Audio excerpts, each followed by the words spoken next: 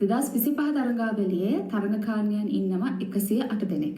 එතකොට දීර්ඝ කාලීනව ගත්තම මේ තරඟාවලියේ මිස් වර්ල්ඩ් තරඟාවලියේ තරඟකාරණියන් යාලා මහද්වීප 4කට බෙදෙනවා. ඒ හතර තමයි ඇමරිකා සහ කැරිබියන්, ඊට පස්සේ යුරෝපය, ඊට පස්සේ ඉන්නවා ඇෆ්‍රිකා and then ඒෂියා සහ ඕෂියානියා.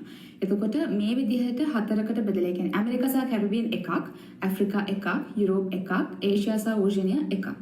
එතකොට මේ විදිහට කණ්ඩායම් හතරකට බෙදලා තමයි එයාලා ඒ තෝරා ගැනීමේ කටයුතු සිදු කරන්නේ.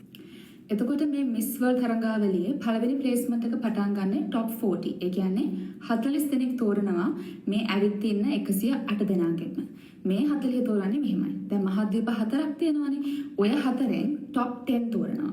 එතකොට ඒ টොප් 10 එකතු වෙලා තමයි මහද්වීප හතරෙන් පළවෙනි 40 හැදෙන්නේ. ඊට පස්සේ අපි යනවා টොප් 20. ඒ කියන්නේ අර 40න් භාගයක්ම කැඩිලා 20ක් එනවා.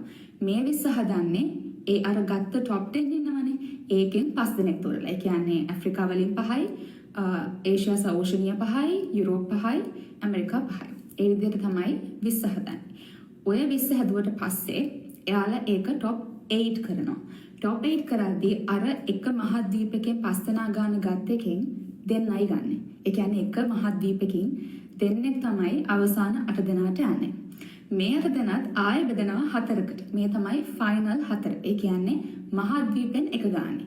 එතකොට ඇමරිකාවෙන් එක්කෙනයි, යුරෝපයෙන් එක්කෙනයි, අප්‍රිකානු කලාපයෙන් එක්කෙනයි සහ ආසියාවෙන් එක්කෙනයි. මේ 4 දෙනාගේ එයාලා දෙනවා 3 වෙනි ස්ථානය, 2 වෙනි ස්ථානය සහ මිස් වර්ල්ඩ්.